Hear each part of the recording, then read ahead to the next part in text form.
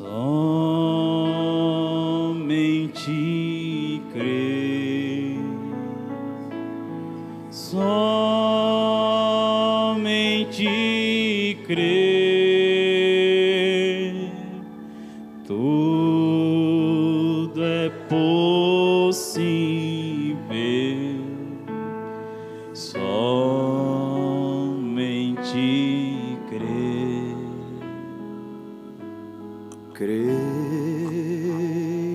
Senhor, creio, Senhor, tudo é possível, somente crer. Mais uma vez assim. Nada temer, nada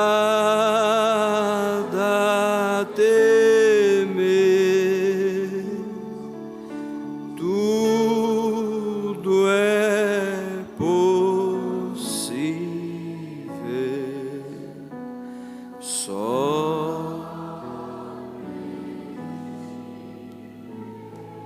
Senhor Deus e eterno Pai,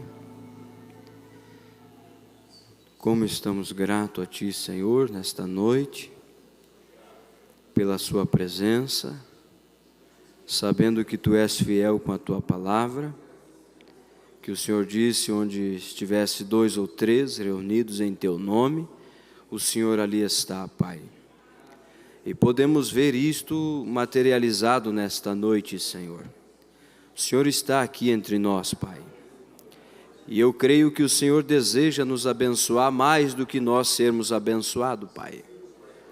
Então nós oramos nesta noite, Pai, que o Senhor venha com Teu Espírito, com Teu doce Espírito Santo, e prepare os nossos corações, prepare nossa alma, nosso espírito, para sermos abençoados com a Tua palavra, Senhor.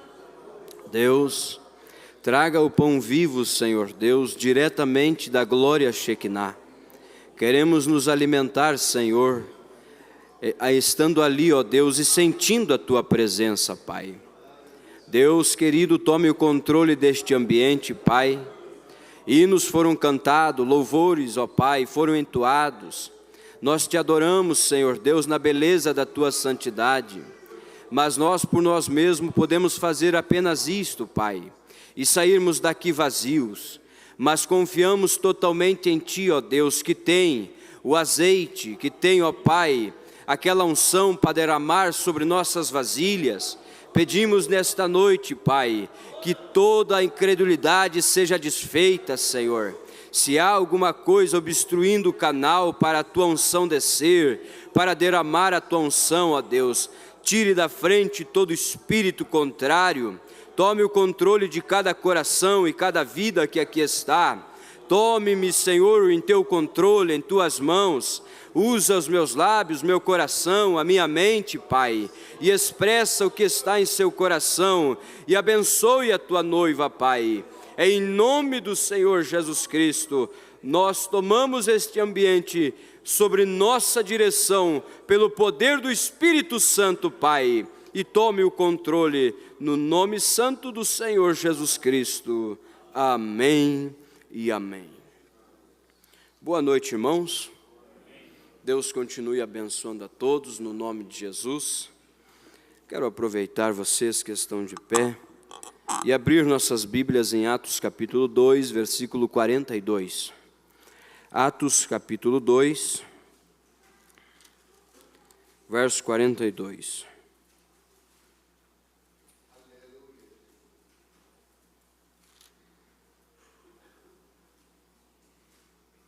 Ou melhor, verso 39. Atos 2, verso 39. E depois você já procura também Apocalipse capítulo 2, verso 4. Enquanto vocês procuram, temos uma notícia boa. Domingo que vem, no domingo da ceia, que nós vamos ter na próxima ceia, nós vamos batizar o irmão Mateus, filho do irmão Tiago.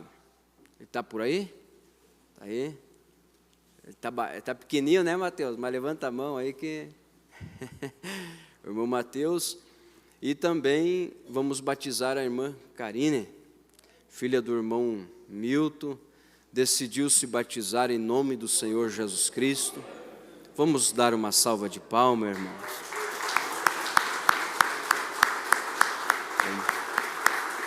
Graças a Deus.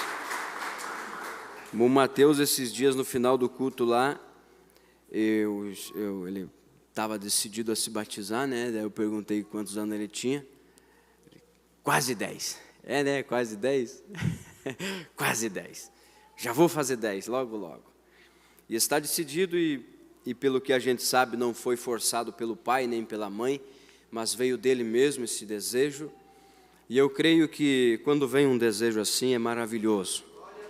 E a irmã Karine também, melhor decisão a se tomar é essa, aceitar Jesus Cristo como o único e suficiente Salvador das nossas almas, né?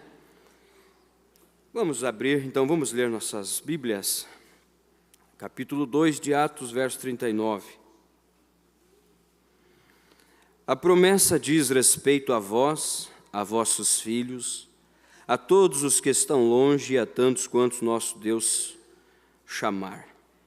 Com muitas outras palavras dava testemunho e os advertia, dizendo: salvai-vos desta geração corrompida. Os que de bom grado receberam a sua palavra foram batizados, e naquele dia acrescentaram-se quase 3.000 almas, e perseveravam na doutrina dos apóstolos, na comunhão, no partir do pão e nas orações. Em cada alma havia temor, e muitas maravilhas e sinais eram feitos pelos apóstolos. Todos os que criam estavam juntos e tinham tudo em comum. Vendiam suas propriedades e bens e repartiam com todos, conforme a necessidade de cada um. Perseverando unânimes todos os dias no templo e partindo o pão em casa, comiam juntos com alegria e sinceridade de coração, louvando a Deus e caindo na graça de todo o povo, e todos os dias acrescentava o Senhor à igreja aqueles que iam sendo salvos. Que Deus acrescente as bênçãos sobre sua palavra. Podei-vos assentar. Com a sua Bíblia aberta em Apocalipse, capítulo 2, versículo 4. Eu tinha falado ontem, queria falar um pouquinho sobre a igreja de Éfeso, baseada na mensagem As 7 Eras da Igreja, a era da igreja de Éfeso. Aqui em Apocalipse capítulo 2, versículo 4, a Bíblia nos diz assim: tenho, porém, contra ti, que deixastes o teu primeiro amor. O irmão Brana, nessa mensagem, que é uma série, né, das 7 eras, ele vem nos explicando um pouquinho a respeito da igreja de Éfeso. Eu não quero me delongar, mas também não quero me apressar neste tema, irmãos. Eu não sei em que direção o Espírito Santo vai tomar esta palavra, mas eu sei que o Espírito Santo está no controle. E quando é Deus que nos fala, esta palavra ela tem um endereço. Seja para uma, para duas, para 10, para 20 pessoas, ela tem um endereço. O importante é que o irmão Brana chega a falar que quando Jesus ia trazer um sermão, ele não se preocupava com a multidão. se tivesse que pregar para uma pessoa, ele dava tudo de si para pregar para aquela uma pessoa. Se tivesse que pregar para 10 pessoas, ele dava tudo de si para pregar para aquelas 10 pessoas. E se tivesse que pregar para uma multidão de pessoas, 500 pessoas, 1000 pessoas, o sermão não mudava nem um pouquinho. Era o mesmo sermão, a mesma unção, a mesma palavra, porque o nosso Deus não faz acepção de pessoa. E o profeta disse, isso que eu acho maravilhoso em Deus. Um Deus tão glorioso, tão maravilhoso, se fazer tão humilde, que um dos seus maiores sermões, intelectual, vamos dizer assim, em escala de sabedoria muito alta, foi para um homem só, Nicodemos. Um dos seus maiores, a primeira doutrina que Jesus pregou, que compactou, foi para um homem só. Necessário vos é nascer de novo. Então, se Deus vai falar com uma pessoa ou com duas, que bom, mas Ele vai falar. E esta era da igreja de Éfeso. Nós podemos pegar o livro de Atos. Eu quero que você volte lá, se você tem aí. Eu quero que você observe comigo que eles começaram no poder do Espírito Santo. Eles começaram a caminhar sobre a tutela do poder do Espírito Santo. Você vai ver que um pouquinho antes da unção descer, um pouquinho antes do Espírito Santo descer, Pedro, ele se impulsionou um pouco demais e chamou os irmãos e disse, escuta, irmãos, é notório que diante de nós devemos chamar uma testemunha para fazer testemunha do Evangelho, do que nós vimos e ouvimos, e para cumprir o ministério e fazer parte deste ministério, nós devemos chamar um homem para tomar o lugar de Judas Iscariote, o qual, sendo o negador, sendo o traidor, traiu-se e recebeu a sua recompensa. Então eu penso, irmãos, que nós devemos chamar um aqui. E a Bíblia diz que eles oraram, e foi lançado sorte, e tinha um por nome de José, o justo, se não me falha a memória, e o outro Matias. E lançaram sorte, e caiu a sorte em Matias. Mas o profeta vem e diz que eles não sabiam que lá do outro lado, Deus estava chamando um homem por nome de Saulo. Se você observar, o nome de Matias foi somente mencionado ali, e você não vê Matias fazendo mais nada. Ele foi sorteado, mas foi uma escolha do homem.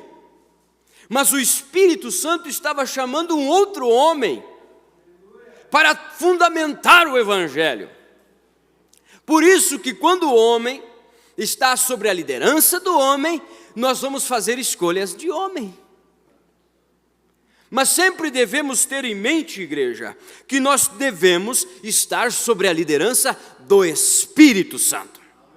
O profeta disse, nessa mesma mensagem, ele disse, eu não creio em liderança de homem, eu creio que Deus chama homens qualificados, cheios do Espírito, para guiá-los.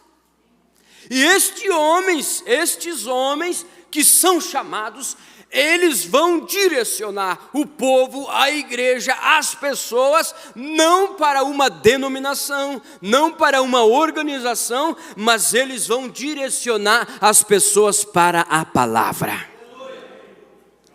Porque eles têm ciência de que a palavra é a verdade. Só que a igreja, nós vamos caminhar um pouquinho aqui, e ver que quando iniciou-se essa igreja, no dia do Pentecoste, você vai ver que a igreja não tinha nenhum teólogo para aconselhá-lo. O que eles faziam quando precisavam de uma confirmação, irmãos? Alguém sabe dizer? Primeiramente, eles se uniam em oração. Começavam a buscar a direção do Espírito Santo para ver qual era o caminho que o Espírito Santo queria liderá-los. E era assim que eles faziam. E eles estavam em tal unidade que eles não perseveravam só no louvor, que eles não dançavam só na música, que eles não se abraçavam só quando o instrumento tocava, que eles não estavam só felizes quando a música estava tocando. Não, eles estavam unânimes no problema, na dificuldade, na tribulação, em todos os aspectos da vida. E eu quero trazer isso para nós, irmão, porque tudo é uma sombra, tudo nós podemos tipificar. Como é bom, quando eu estava escutando esses louvores maravilhosos, que vocês estavam cantando, e eu creio que foram canções ungidas, uma adoração sincera, mas o profeta disse que nós devíamos estar regozijando, era quando a palavra fosse pregada,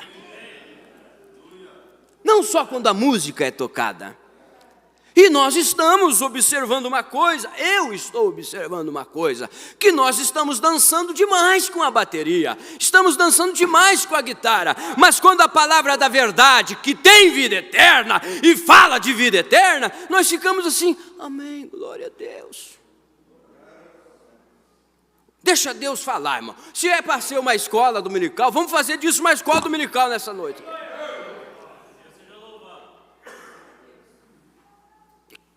E dança aí. Mas e quando a palavra diz que nós temos vida eterna, igreja?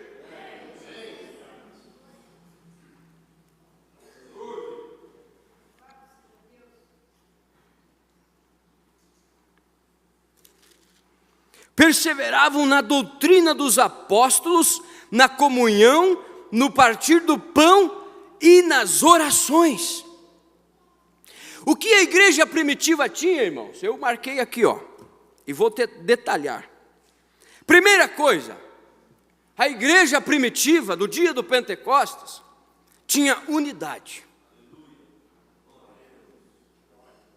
Unidade. Mas essa unidade não era todo mundo abraçado de mão dada, não. Essa unidade era uma unidade de espírito. Era uma unidade em que quando a palavra vinha, todos podiam dizer amém. Era uma unidade que não importava quem pregasse, se era Pedro, se era Mateus, se era João, todos estavam concordando, porque o que eles falavam era a palavra. E você vai observar que ninguém estava lá, um do lado, chorando no ombro do outro. Pedro estava lá num canto, Tiago estava lá no outro. Mas o espírito deles estava em uma só conexão. Glória a Deus.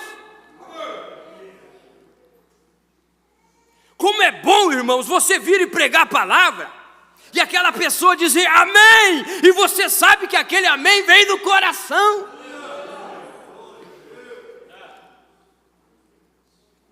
A primeira coisa era unidade.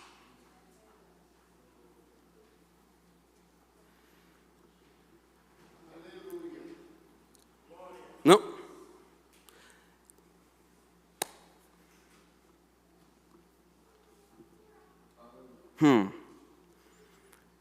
A segunda coisa era sinceridade. Que particularmente e sinceramente eu acho que está faltando a nós aqui. Sinceridade está faltando em nós. Sinceridade em mim para com você e você para comigo. Por quê? Desce, doce carruagem, vem para me levar ao lar. Como é que essa carruagem vai descer e levar um coração cheio de rancor aí? Como é que a carruagem vai descer e levar um coração cheio de orgulho? Como é que essa carruagem vai descer e vai levar um coração cheio de mágoa? Você tem que estar em unidade, eu tenho que estar em unidade, e essa unidade tem que ter sinceridade. Eu vejo que alguns está difícil dizer glória a Deus, né? Mas você sabe que a palavra de Deus, Hebreus 4:12, diz que ela é mais afiada que uma espada de 2 gumes? E se você dá liberdade para o Espírito, essa espada vai lá e tira esta enfermidade. Ela não fere, ela cura. Se você dá liberdade, essa palavra vai curar. Ela vai lá na alma, vai tirar o orgulho, vai tirar a inveja, mas ela é cura. A palavra cura.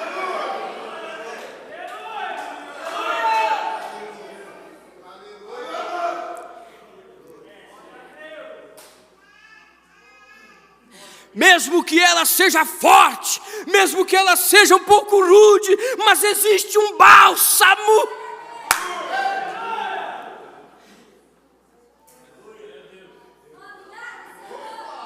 Existe um bálsamo nessa palavra, que ao tocar nos nossos corações, ela faz nós pedir perdão, ela faz nós pedir misericórdia. Palavra, a espada de Pedro não fez, a espada de Pedro só cortou a orelha, mas essa aqui não, ela corta o pecado.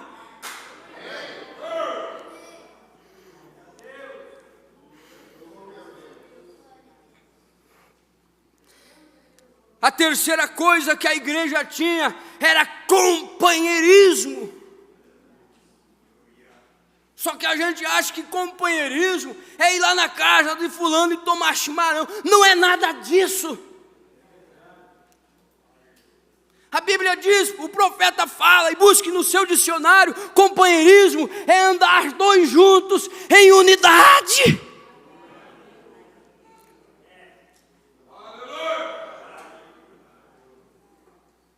Como é que você vai orar por mim se você não gosta de mim? Como é que eu vou orar por você se eu tenho rancor por você?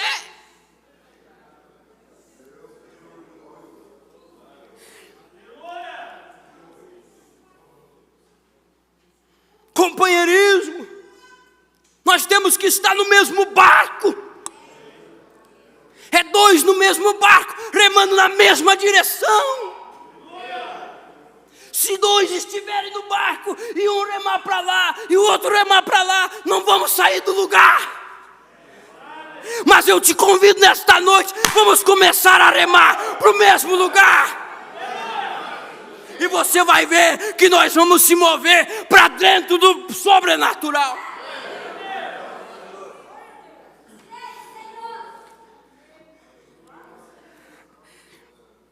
Você está perdendo seu tempo, eu estou perdendo meu tempo em dobrar os meus joelhos e querer orar quando eu tenho algo contra o meu irmão.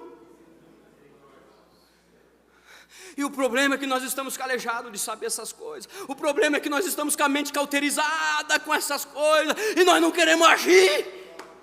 Mas o que nós precisamos é da direção do Espírito. Chega de palavra de homem, chega de intelecto, nós precisa da unção. Tá difícil vocês verem pregador desse tipo, né? Tá, mas essa mensagem ela é algo sobrenatural, irmão. Comodismo nós já temos demais.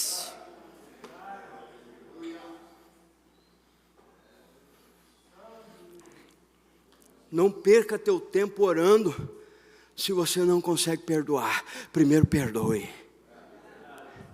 Faça o que a Bíblia diz, faça o que a Bíblia fala. Se você tem algo contra o teu irmão, não vá e ofereça, mas vai lá e acerte com ele. Ah, mas foi ele que fez, não importa, você vai lá e acerta. A Bíblia não disse se ele te fez mal, deixa ele vir, não. Se ele te fez mal, vai você nele.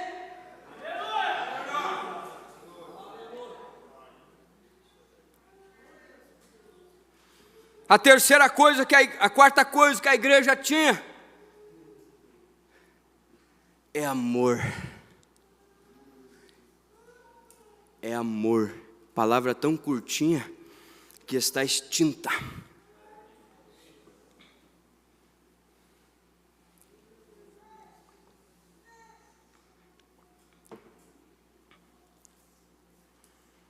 Nós não temos mais amor, irmãos. Isso é a mais pura verdade. O que eu li em Apocalipse capítulo 2, versículo 4, é a verdade, irmão. Deus está nos cobrando algo. Tenho, porém, contra ti, que tem perdido o primeiro amor.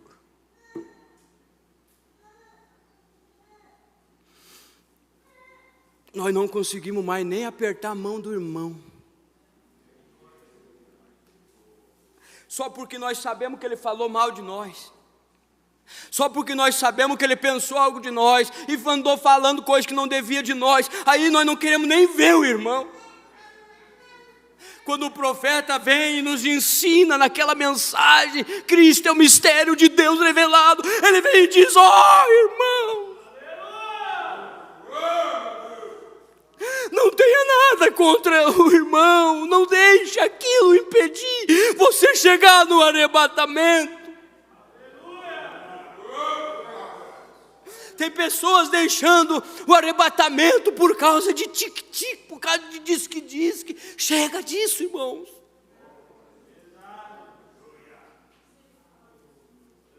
Se você sabe que o irmão fez algo contra você, não tire satisfação. É isso que o profeta fala, não é? Não vá tirar satisfação. Ore por ele, e se precisar falar dele, fala bem dele.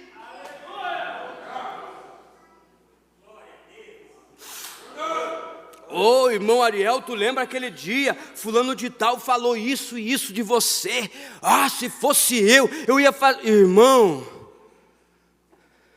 a nossa ação tem que ser oposta. Oposta. Uma vez chegou um irmão para mim e disse: aquele fulano, é isso e é aquilo. Eu não sabia o que dizer, então eu disse assim, ó, foi o que veio no meu coração. Eu disse assim, ó, eu vejo algo bom no irmão. E essa pessoa está aqui para testemunhar. Eu disse, eu vejo algo bom naquele irmão. Por quê, irmão? Porque quando eu conheci aquela pessoa, há anos atrás, ela era uma pessoa receptiva.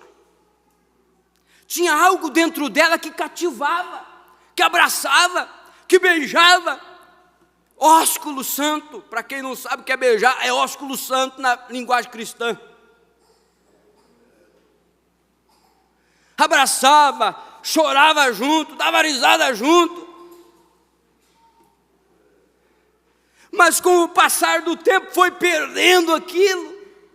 Foi perdendo aquele companheirismo, foi perdendo aquele amor, foi perdendo aquele afeto, e foi se apostatando, e apostatar quer dizer abandonar a fé. Nós estamos aqui batalhando por uma fé que foi dada aos santos, e nós precisamos de amor, igreja. Sinceridade, unidade, companheirismo e amor.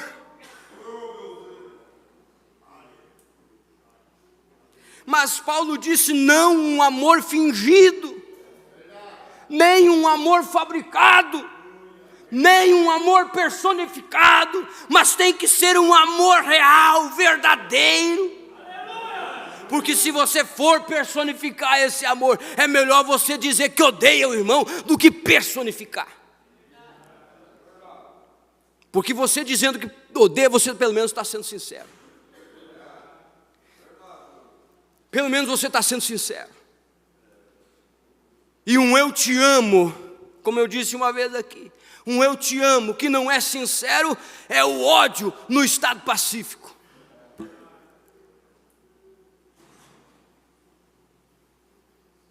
Você não diga que ama teu irmão se você não gosta dele. Porque aquilo ali é só o ódio no estado pacífico, no estado tranquilo dele. É a personificação daquilo.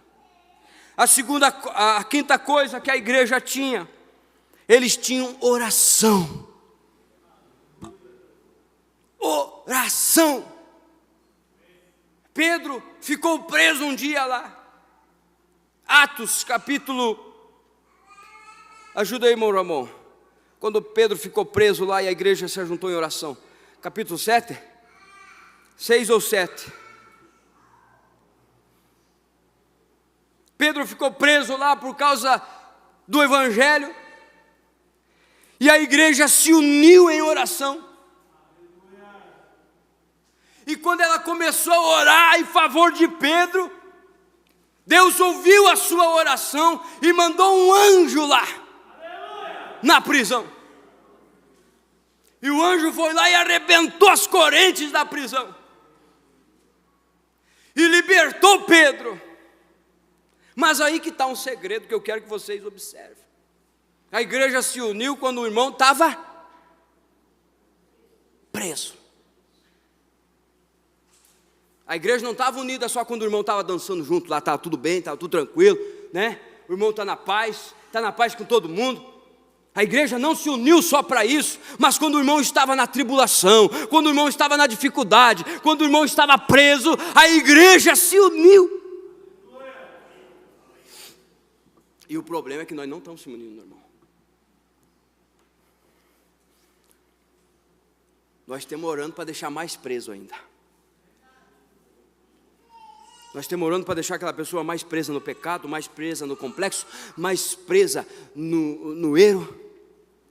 Quando nós devia ver o irmão prisionado em algum caso, em algum problema, em alguma dificuldade, nós devíamos unir nossa fé e orar pelo irmão.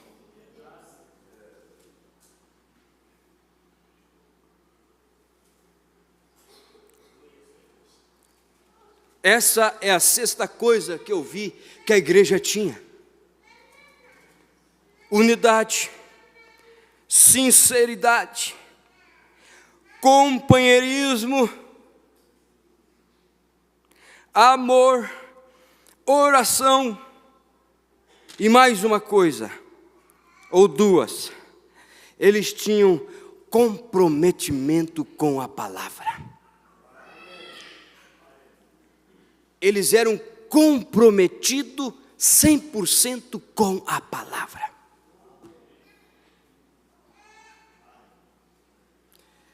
E uma coisa que eu vi lendo Atos, é que o Espírito Santo tinha liberdade no meio deles. O Espírito Santo tinha tal liberdade, que não importava se era Pedro, que não importava se era João, que não importava se era Tiago, o Espírito Santo tinha liberdade para abençoar a igreja de tal forma, que um diácono chamado Estevão, aleluias, um diácono não era nem pregador, não era nem obreiro, mas um diácono cheio do Espírito Santo, se levanta contra aqueles fariseus e começa a julgar eles. Vós, incircuncisos de coração, vocês são iguais os pais de vocês. Em outras palavras, vocês não creram na verdade palavra, na palavra da verdade que veio e se manifestou. Vocês o crucificaram. Era um diácono. Mas vai me dizer que não era o Espírito que estava naquele diácono? Vai me dizer que não era o Espírito que estava em Estevão? E por causa disso ele foi apedrejado. E ontem eu disse aqui, que evangelho que nós pregamos e cremos, nós não estamos sendo apedrejados, irmãos.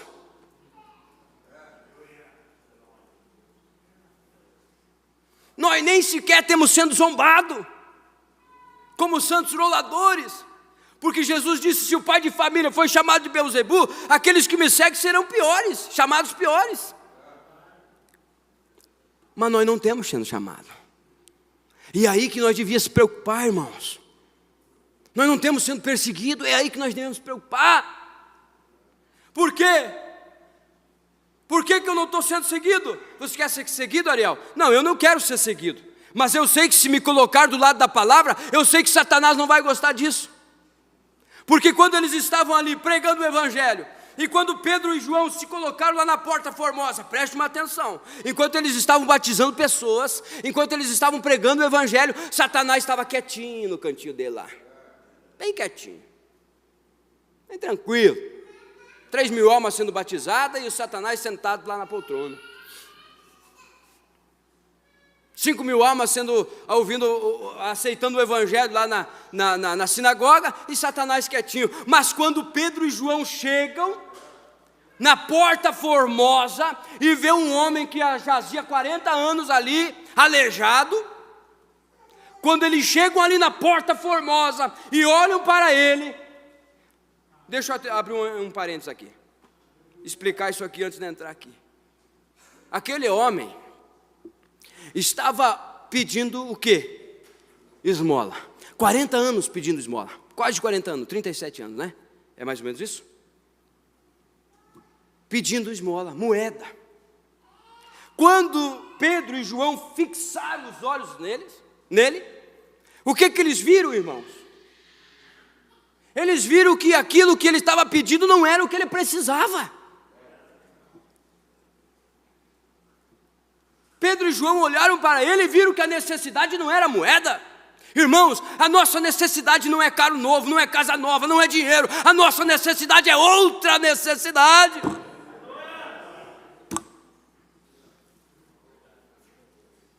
Nós estamos necessitados de outras coisas, porque o resto Deus deu abundantemente. Você olha nesse pátio aqui, tem carro novo quase todo mês. E Deus está abençoando, isso aí não é pecado, não estou contra isso. Mas tem coisa que nós estamos necessitando mais do que carro novo. Nós estamos necessitando mais do que salário grande. Nós estamos necessitados, é do Espírito Santo movendo no nosso meio.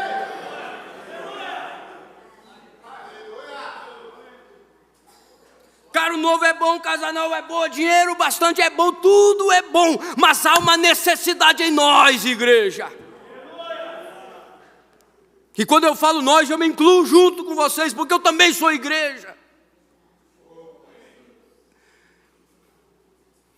Pedro olhou e disse: mas escuta aqui, eu não tenho o que você está me pedindo. Eu não tenho dinheiro, eu não tenho carro novo, eu não tenho casa nova. Eu não tenho uma mensagem de prosperidade para vocês não, igreja. Eu não tenho uma mensagem de autoajuda, que eu já fui cobrado dizendo: você só prega coisa pesada, rapaz. Mas eu prefiro dar aquilo que a alma está precisando do que ela está pedindo. Pedro olhou para eles, em outras palavras: você não está precisando de moeda, companheiro. Você não está precisando de prosperidade. Você está precisando levantar dessa cama e andar. Eu tenho algo aqui que eu recebi ali. Eu quero te dar algo que eu recebi ali. Então pega essa cama e anda, homem. E você pode ver o que Atos 3 diz, que aquele homem levantou e começou a glorificar a Deus, e começou a exaltar a Deus. Mas o diabo não gostou daquilo. Foi aí que o diabo se levantou, quando eles começaram a curar os enfermos. O diabo não se agradou daquilo. Aí levantou saduceu, fariseu, os mestres, Anás e Caifás se posicionaram e começaram a condenar aqueles homens e a prender eles. Levaram Pedro para a prisão. Não queremos que você pregue sobre Jesus aqui, homem. Não queremos que você fale desse evangelho, desse Cristo ressuscitado. Mas Pedro não era mais um covarde, irmão. Pedro já não estava mais correndo. Ele era posicionado, cheio da unção do Espírito Santo.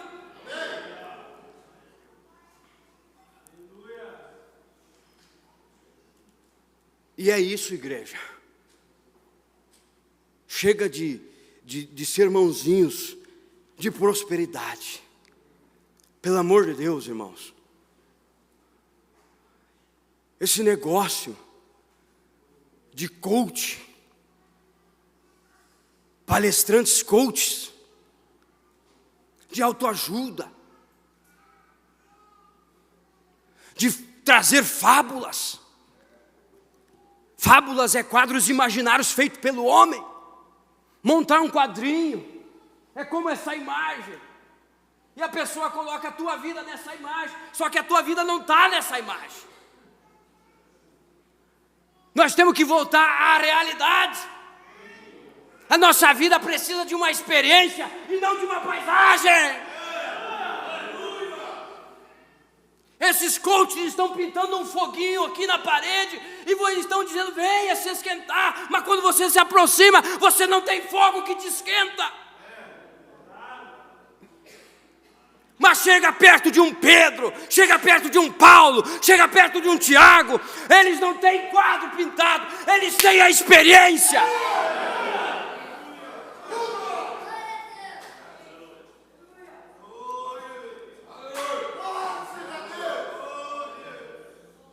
Nós temos a geração eleita, nós temos isso, mas que geração é essa, igreja? Essa geração não tem unção. Essa geração está sem credibilidade.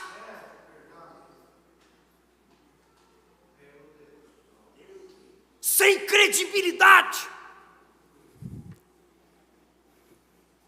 Você diz que é cristão, eu digo que sou cristão. Eles te olham da cabeça aos pés e voltam de novo. Lá onde eu estou, eu me visto da mesma maneira. Eles olham a tua conduta e dizem, eu prefiro estar no mundo, porque se é para mim viver assim dentro da igreja, eu prefiro onde eu estou. Nós temos uma geração eleita, mas que geração eleita é essa? Sem credibilidade, sem unção. Tenho para contigo que perdestes o teu primeiro amor. Quando compramos o nosso primeiro carro novo, nós estávamos todo dia lá. E era espelho, e era volante, e era cera, e comprava isso, e comprava aquilo, e comprava aqueles pretinhos para passar no pneu, e comprava pano certinho para lustrar, e passava o jato 3 ou 4 vezes no mesmo lugar, para deixar limpinho. Mas foi o tempo passando, e hoje você tem o carro tudo embarado e nem dá atenção. Eu falo por experiência própria, porque quando eu comprei meu carro, eu andava todo dia dando uma passadinha. Hoje está lá, até os foros da porta estão caindo lá. Mas leva isso para o lado espiritual, igreja. Se não é isso verdade, nossa primeira experiência com Deus. Meu Deus, nós saía pela rua, nós só queria encontrar alguém para falar. Eu tive uma experiência.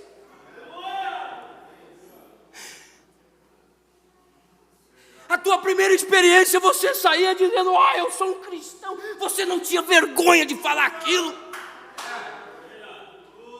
Quando alguém falava uma piada, você não tinha medo de dizer, rapaz, eu não sou desse jeito.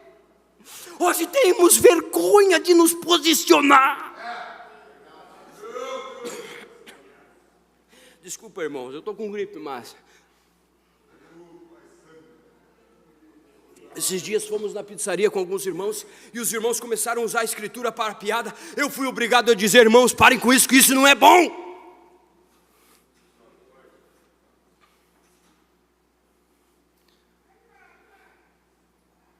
Por que começar a brincar com coisas sagradas? A palavra de Deus, a Bíblia de Deus ainda continua Bíblia sagrada.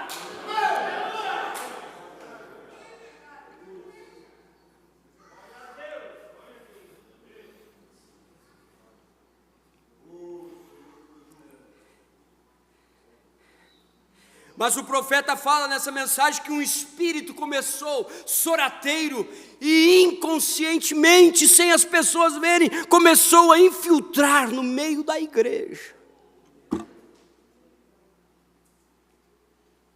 Começou a entrar no meio da igreja. Por meio de quê? De arrazoamento.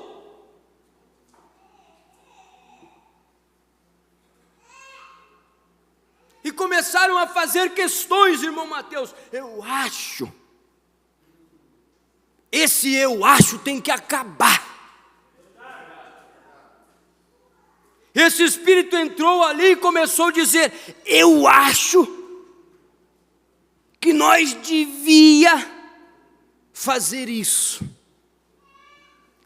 E o profeta disse que eles começaram a parar de olhar para a Bíblia e começaram a ler livros que não eram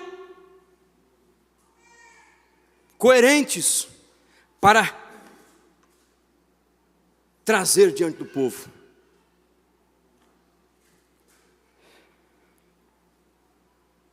E esse espírito, quando começou a entrar, ele começou a secar a vida da igreja.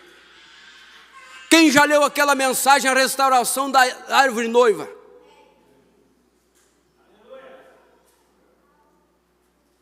Ele começou a tirar, primeira coisa, o quê? Gálatas capítulo 5, verso 22, os frutos do Espírito. E o que é o fruto do Espírito, irmãos? Querem ler aí comigo?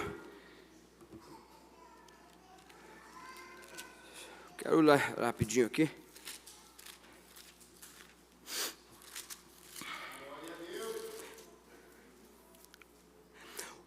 Gálatas capítulo 5, versículo 22. O fruto do Espírito, porém, é amor, alegria, paz, longanimidade, benignidade, bondade, fidelidade, mansidão, domínio próprio. Contra essas coisas não há lei.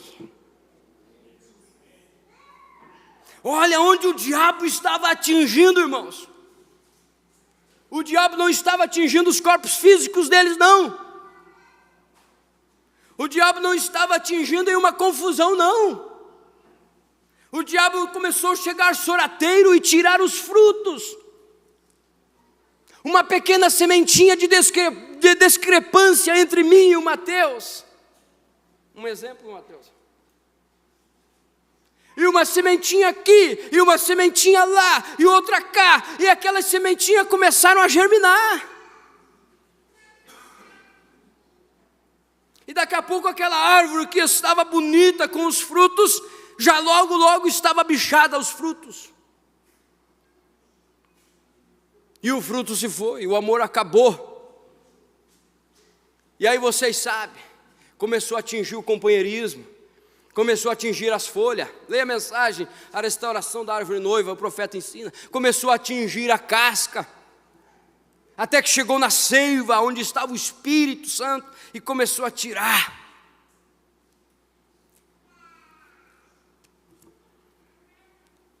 E dessa igreja, tiveram duas sementes, irmãos. Leiam comigo aí, me acompanhem. A videira verdadeira e a videira falsa. Quem que já ouviu isso? Veio uma mensagem agora há pouco tempo sobre a videira verdadeira e a videira falsa. E isso vem desde o princípio. Você pode pegar a Bíblia e ler que Gênesis, ali houve a videira verdadeira e a videira falsa. O crente verdadeiro e o crente manufaturado, o crente falso. Aquele personificado. E o personificado sempre vai perseguir o eleito.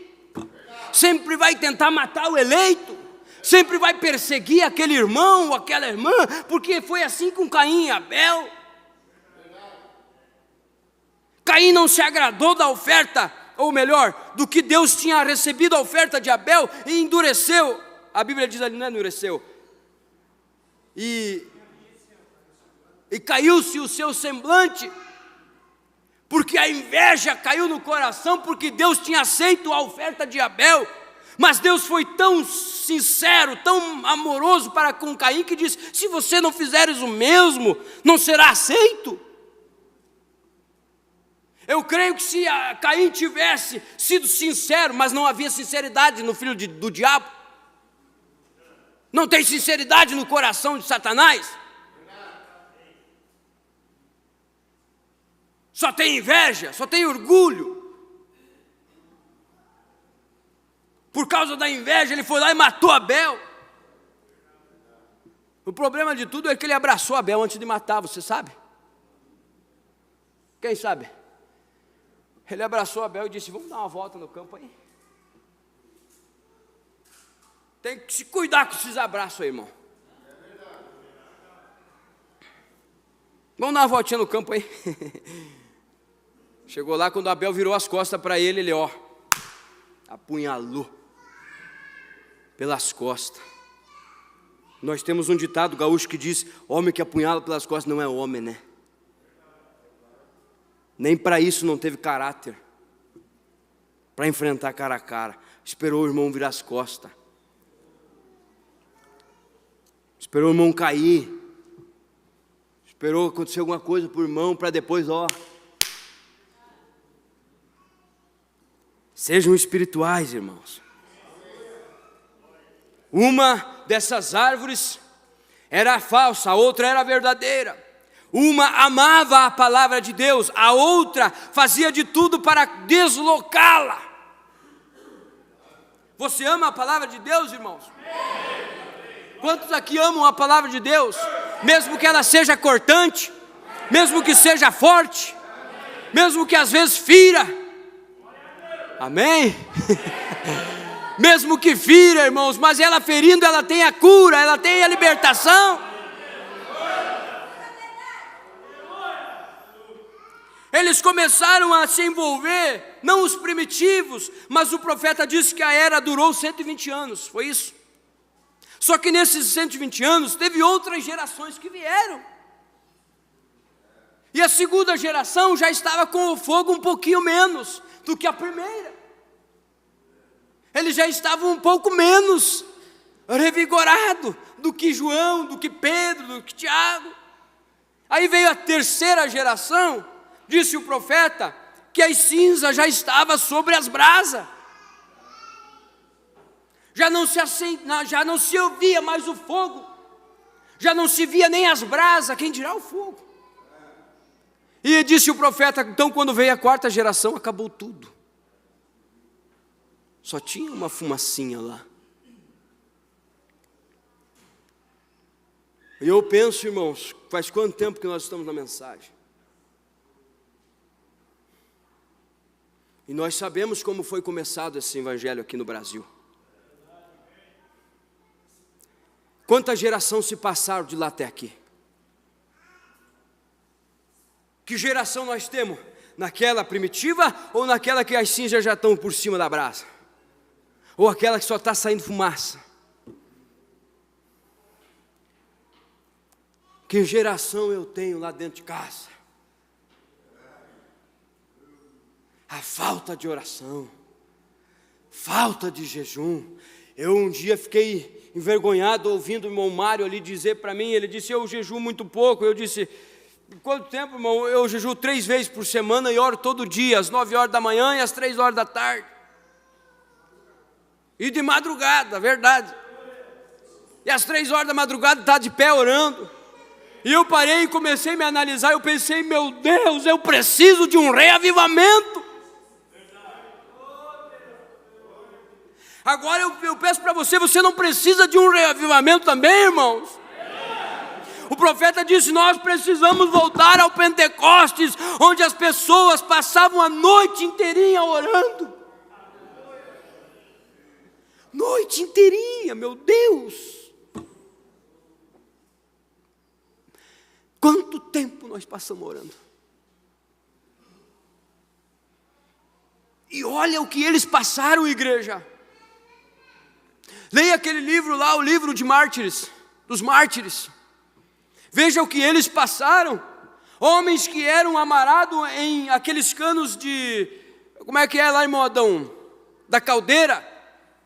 Eles acendiam uma caldeira lá e largavam os cristãos amarrados no cano, onde passava toda a pressão e o calor. E sabe o que eles ficavam fazendo, irmãos? Eles ficavam dizendo, sublime amor. E o corpo queimando, o couro queimando, a carne derretendo, e eles dizendo, sublime amor. Amor de Deus.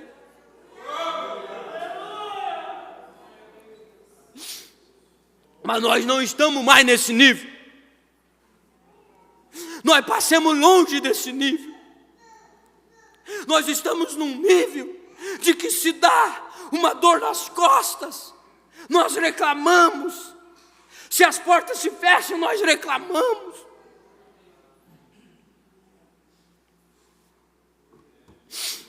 Se o filho fica doente, nós reclamamos. O nervosismo pega, nós ficamos nervosos. E se fosse colocar nós numa caldeira daquela, o que será que não sairia da nossa boca?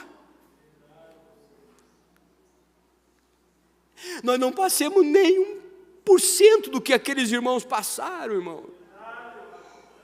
E queremos nos chamar de cristãos. E queremos dizer que somos filhos. A Bíblia diz que o filho é testado, ele é provado, para depois ser aprovado.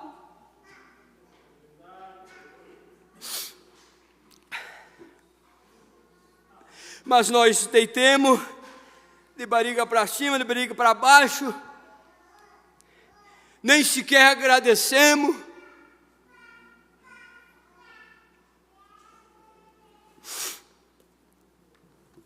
Eu tinha muita coisa, irmão. Página 71, quando Deus se queixa da igreja de Éfeso,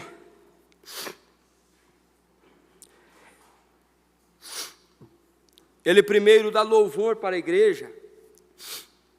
Ele diz que eles se mantinham firmes na palavra. Nós temos a verdade, isto é correto. Nós temos a mensagem, isto é correto. E ele diz ali, o fervente desejo de agradar a Deus, a paixão por conhecer sua palavra, o clamor por revelar-se no Espírito, por elevar-se no Espírito, tudo isso começa a esmorecer. Em vez desta igreja estar incendiada com o fogo de Deus, ela tem se esfriado e tornado um pouco formal. Eles estavam ficando um pouco formais. O entregar-se a Deus estava aos poucos desaparecendo. E as pessoas já não estavam mais tão atentas ao que Deus pensava delas, porquanto começaram a estar atentas ao que o mundo pensava delas. Nós estamos muito preocupados com o que o mundo pensa de nós, como nós devemos se vestir. Nós ficamos olhando as vitrines aí fora para achar um bom vestido, para achar um bom terno, mas o profeta disse que nós não temos que nos preocupar se a gravata combina com o sapato ou a calça combina com o terno. Nós temos que se preocupar se a nossa vida combina com a palavra.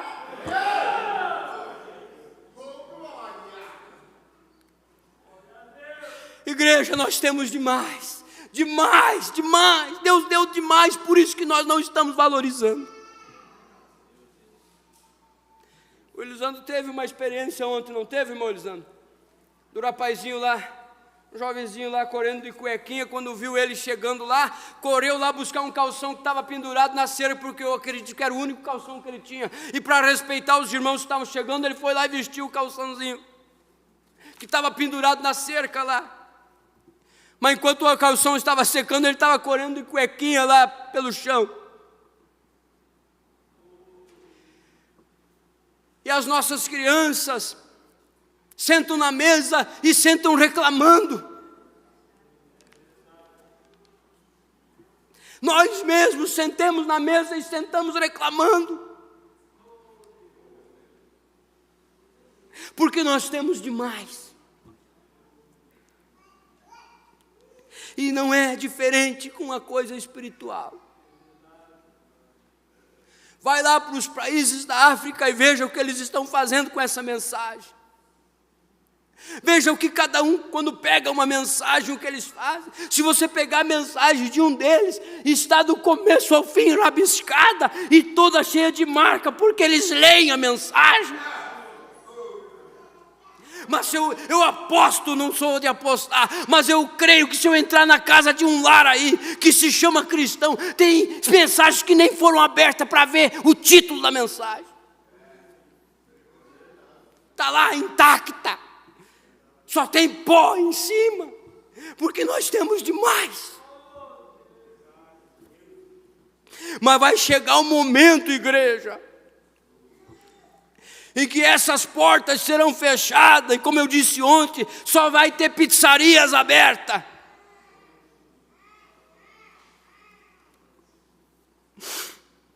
o clamor por se levar no espírito, tudo começa a esmurecer.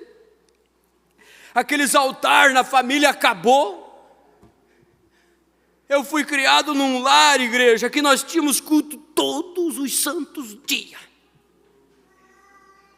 Meu pai não poupava ninguém. Se não era eu, era o Jonas. Se não era o Jonas, era o Nato. Se não era o Nato, era o Osiel que pregava. Mas todo dia nós tinha culto. E se nós não tinha culto de pregação, ele botava nós orar. E o nosso castigo era ficar de joelho atrás da porta, orando. Que castigo bom é esse? Mas o nosso castigo dos filhos é assim: se você não fizer isso, eu não vou te comprar isso.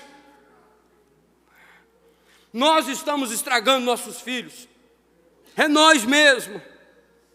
Deus pensava delas, eles não estavam mais interessados no que Deus pensava delas. Entrando essa segunda geração, foi exatamente como Israel. Eles demandaram um rei para serem como as outras nações. Quando fizeram isso, eles rejeitaram a Deus, mas de qualquer forma o fizeram. Essa é a história da igreja.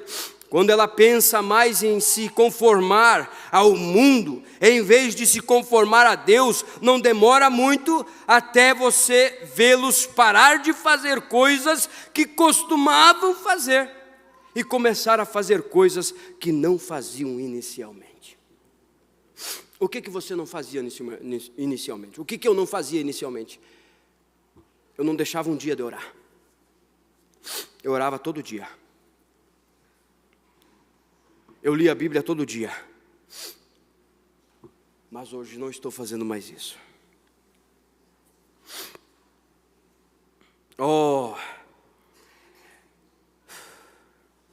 Que não faziam inicialmente. Eles mudam sua maneira de vestir. Eles mudam suas atitudes. Eles mudam seu comportamento. E eles ficam frouxos. Isto é o que Éfeso representa, significa relaxado e à deriva. O ciclo de avivamento de morte nunca falhou. Tudo o que você tem a fazer é relembrar este último movimento de Deus do Espírito, quando homens e mulheres vestiam-se como cristãos, iam à igreja, oravam a noite toda. Iam para as esquinas e não deixavam suas velhas igrejas, e deixavam suas velhas igrejas mortas, e adoravam em casa, e muito tempo, velhos armazéns, eles tinham realidade.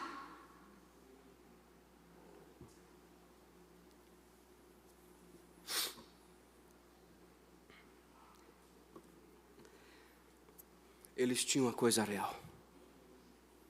Que é o que nós, como igreja, como povo de Deus, precisamos. É o que nós precisamos, igreja. Eu queria ler todos os parágrafos que eu marquei aqui, mas não vou conseguir. Apenas 72, aonde Deus dá uma advertência à igreja. Eu já extrapolei meu tempo aqui. Onde ele diz, Apocalipse capítulo 2, verso 5, ele dá uma advertência à igreja e diz: lembra-te, pois, de onde caíste, e arrepende-te, e pratica as primeiras obras.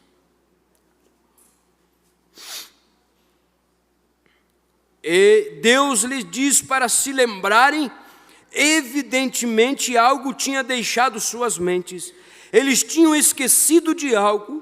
Ele lhes falou para voltarem em suas mentes ao seu ponto de origem. A origem da primeira era foi o Pentecostes. Eles o tinham abandonado. Eles tinham esquecido da sua glória e maravilha. Era tempo de voltar na mente e depois na realidade. Voltar ao tempo em que podiam dizer: para mim o viver é Cristo. Voltar à pureza do tempo em que trataram com Ananias e Safira. Voltar à porta formosa. Que opróbrio é se desviar de Deus e provar aqueles atos que profanam o seu nome. Aqueles que proferem seu nome, que se apartem do pecado e mantenham seus vasos puros para Deus. Olhem para Ele, que uma vez você era em seu coração e mente. Olhe para o que você era uma vez em seu coração e mente e em sua vida, e então volte a isto novamente.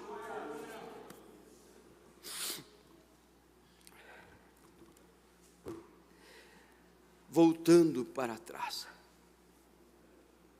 Você pode dizer, por que voltar, Ariel? Estamos tão perto. Mas eu não digo regressar lá, naquela era. Mas voltar onde nós temos deixado Jesus. Porque o profeta disse, nós podemos nos alegrar e sentir a presença do Espírito descendo e vindo sobre nós. Mas nós, em hipótese alguma, podemos observar quando ele sai de nós. E aí que está o perigo, igreja.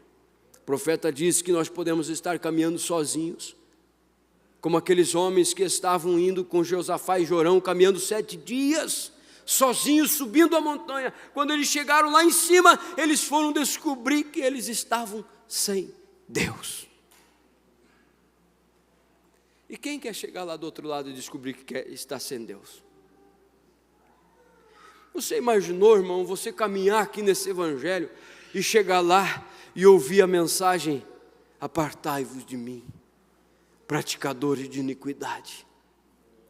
Mas Senhor, nós fizemos isso, nós fizemos... Não interessa, eu não conheço vocês. Mas quão bom vai ser para aqueles que chegarem ali do outro lado e ouvir aquela suave voz dizendo: vinde benditos de meu Pai, possuir por herança o que Deus tem preparado. Se coloque de pé, igreja.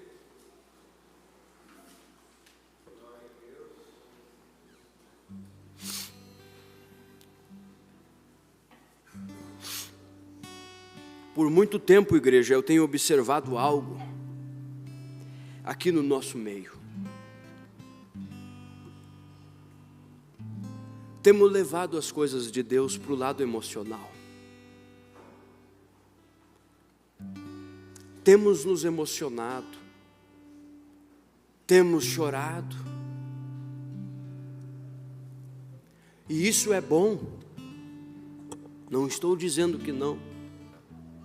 Mas depois do choro, depois das lágrimas, as nossas atitudes não têm mudado. O nosso comportamento como cristãos, o nosso comportamento com o irmão não tem mudado.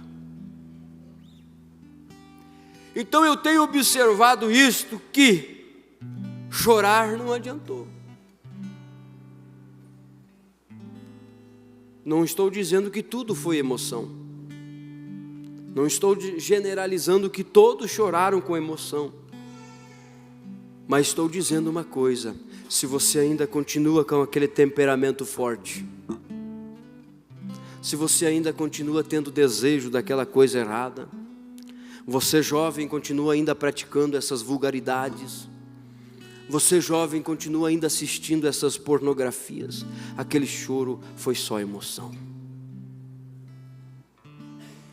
Mas hoje, igreja, nós podemos voltar ao princípio, ter Deus em nossos corações, em nossas almas, impregnados a tal ponto que nós possamos sair por aí e acharem que nós estamos embriagados e dizerem: oh, eles são loucos, oh, eles estão fora de si. Mas enquanto estivermos aí fora caminhando como o mundo está caminhando, pensando como o mundo está pensando, olhando para o que o mundo está olhando, nós nunca vamos ver o sobrenatural na nossa vida.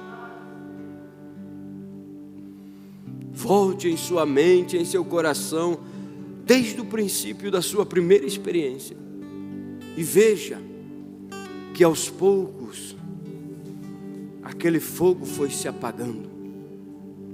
E hoje você não é mais aquela mulher de oração das madrugadas. Hoje você não é mais aquele homem de oração das madrugadas.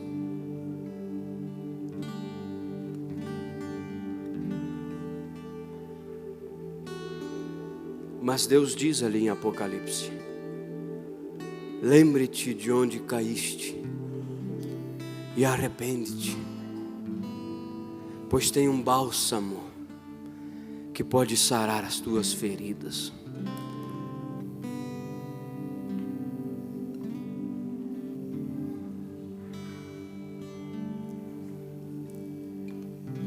Eu vou dar 2 minutos para você inclinar a sua fronte. E você que nos acompanha pela internet também, incline sua fronte e medite no que tem ouvido nesta noite.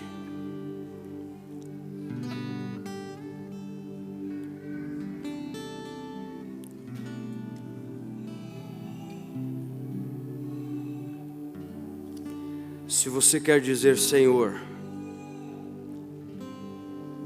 eu estou vindo muitas vezes nos cultos só para vir, mas realmente não tenho sentido mais aquele desejo ardente de estar nos cultos, e parece que os cultos já não têm feito sentido para mim. Parece que eu não sinto mais a tua presença nas pregações, nos louvores, nos hinos. Sendo que uma vez ao entrar na tua presença, ao entrar na tua casa, eu senti a tua presença. Deus, eu quero voltar. Eu quero voltar a isso, Senhor. Eu quero que a tua palavra sare as minhas feridas. Eu quero que o Senhor me dê ousadia, me dê coragem, me dê fé e me dê amor para pedir perdão e perdoar. Senhor, quebra o meu orgulho, quebra a minha inveja, quebra o meu rancor, tira tudo aquilo que não presta de mim, Senhor. Eu sei que Tu és real, eu sei que Tu és um Deus vivo, é eu que não tenho sido conforme o Senhor quer que eu seja.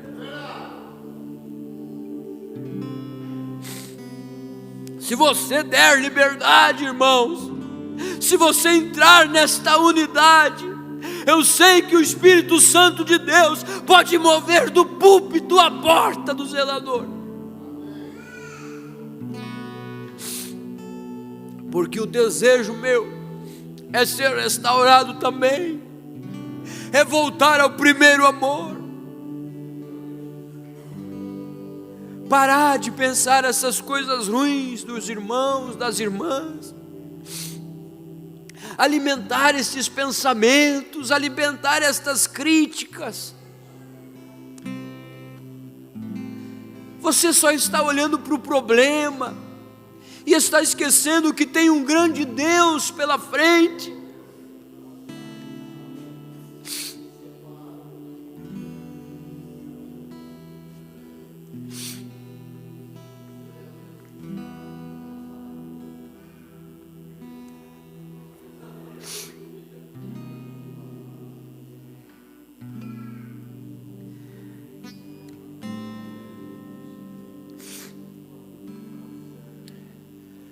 Faça a tua oração, não precisa esperar o pastor fazer, não precisa esperar o irmão fazer. Tenha você a tua experiência. Você que tem manchado a tua alma com o pecado, com as imundícias desse mundo. Não podemos pensar que vir aos cultos vai cobrir isso, não vai, não vai. A única coisa que pode sarar, pode curar, pode limpar é o sangue do Cordeiro. E o sangue de Cristo está aqui nesta noite para limpar e purificar todo o pecado.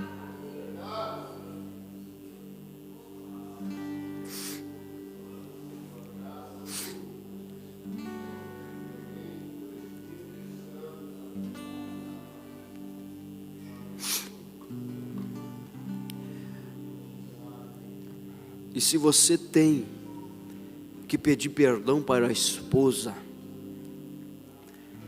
faça isto nesta noite. Se você tem que pedir perdão para o esposo, faça isso nesta noite. Se você tem que pedir perdão para alguém, faça isso nesta noite. Não deixes passar a oportunidade.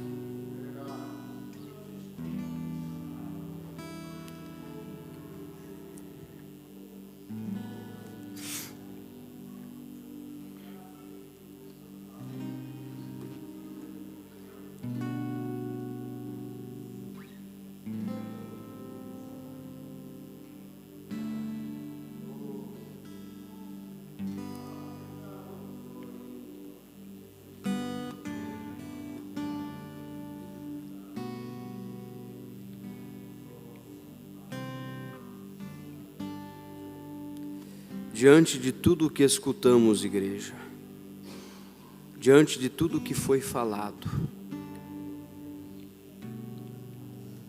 dê um basta nisso nesta noite.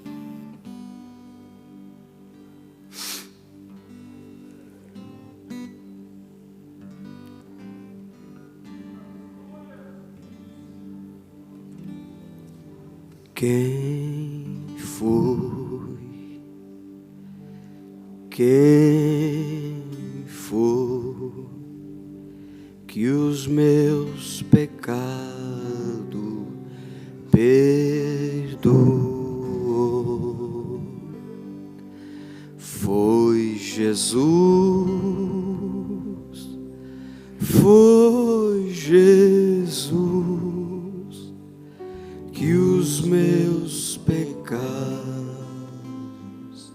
salvou.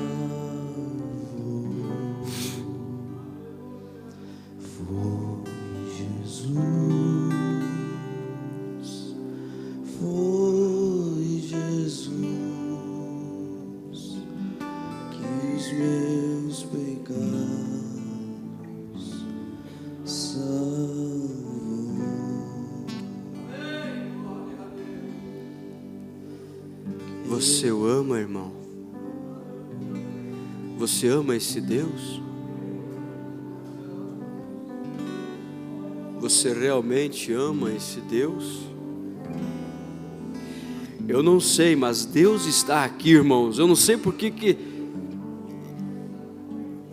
mas eu sinto Deus aqui. E sei que Deus quer tratar algo mais intimamente com vocês.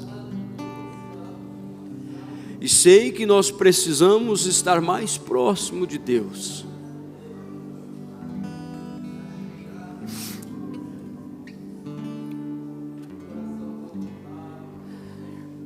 Sabe quando o irmão Branda chegou diante daquela pessoa e viu aquela criança com aquele narizinho, com o câncer, com o queixinho? Ele estava pedindo para Deus o que Deus iria fazer, mas Deus disse: não, eu estou esperando o que você vai fazer.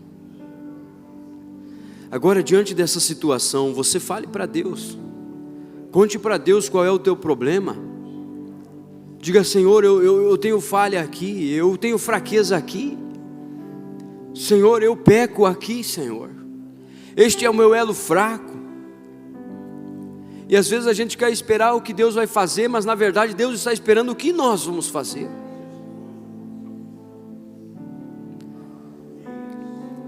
Não tenha medo de colocar o teu problema nas mãos daquele que pode resolver. É pecado, é incredulidade, é falta de fé, é desobediência, é algo que te atormenta, é um pensamento errado que te faz você se distanciar. Você vai encontrar isso aonde? Numa farmácia, no açougue? Não, você vai encontrar isso aqui nesta noite. Então por que se intimidar? Por que ter medo? Por que não colocar aos pés da cruz? Por quê? Por causa do orgulho? O orgulho antecede a queda. O orgulho vai primeiro, depois você cai, você morre. Mas deixe o orgulho de lado e diga: Senhor, eu quero, eu preciso, Eu sou a pessoa que mais necessito.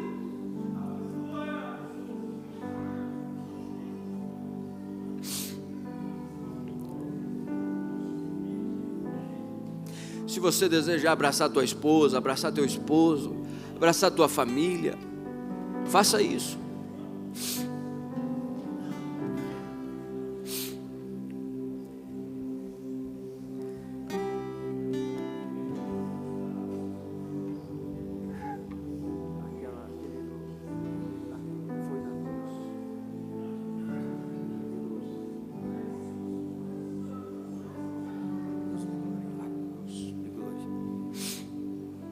Não tenha pressa de sair da presença de Deus, irmão. O nosso problema é esse, nós temos pressa de sair. E sabe o que o diabo começa a fazer? Começa a colocar dor de cabeça, começa a colocar dor de ouvido, começa a colocar muitas outras coisas. Os nervos começam a ficar tensos, o corpo começa a doer, a coluna começa a doer. Mas rompa essa atmosfera nesta noite. Experimente aquele manazinho que está ali naquele propiciatório. Na cruz meu glória, é que eu fui a descansar.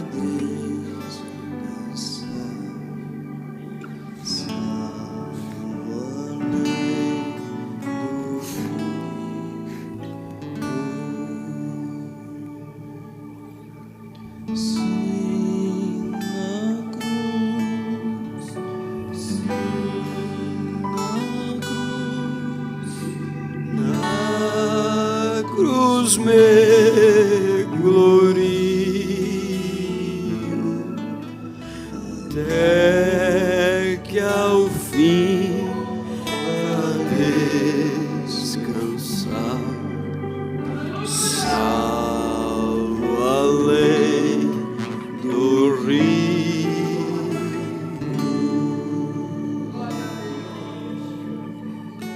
Quero estar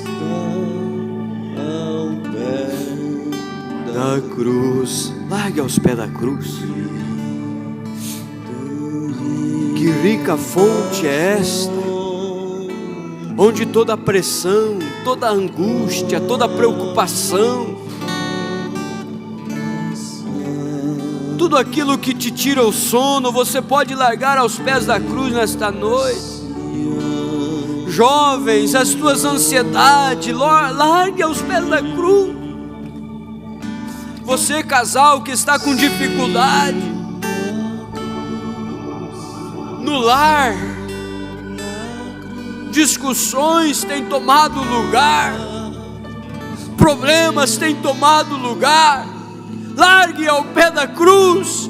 Você, esposa que fica nervosa com o esposo, largue ao pé da cruz.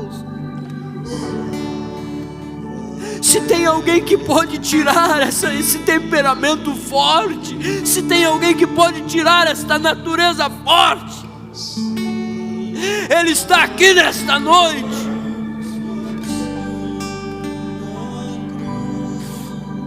Oh, que maravilha, eu vejo casais abraçados e chorando. Isso não é o homem, é o Espírito Santo.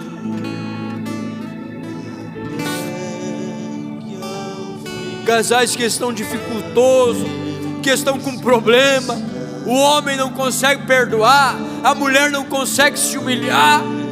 Larga os pés da cruz nesta noite.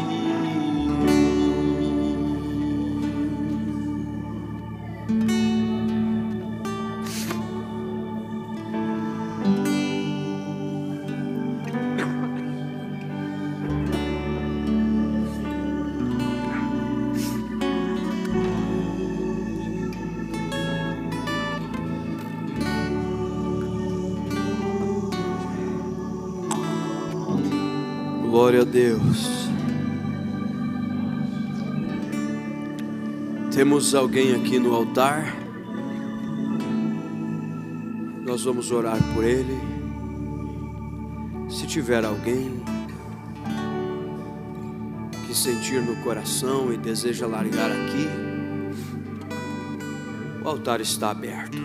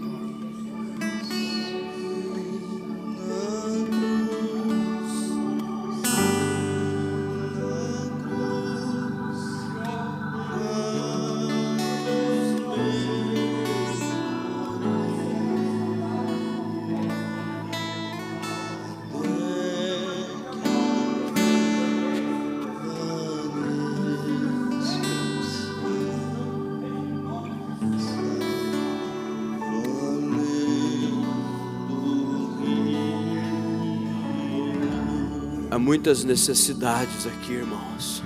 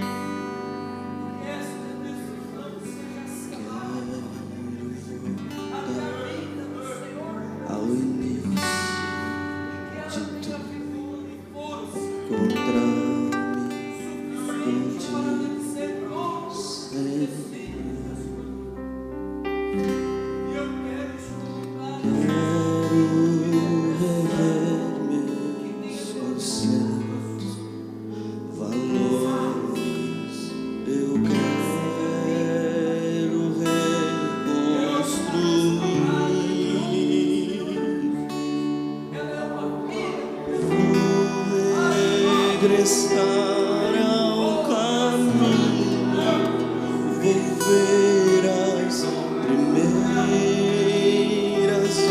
obras, Senhor. Eu me arrependo, Senhor, me arrependo, Senhor, me arrependo, Senhor. Eu quero voltar ao primeiro amor, ao primeiro amor. Eu quero voltar a Deus. Eu quero voltar ao primeiro amor, ao primeiro amor. Eu quero voltar a Deus.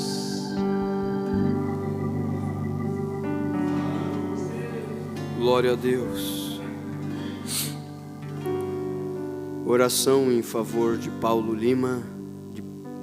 de Lima e por Ezequiel.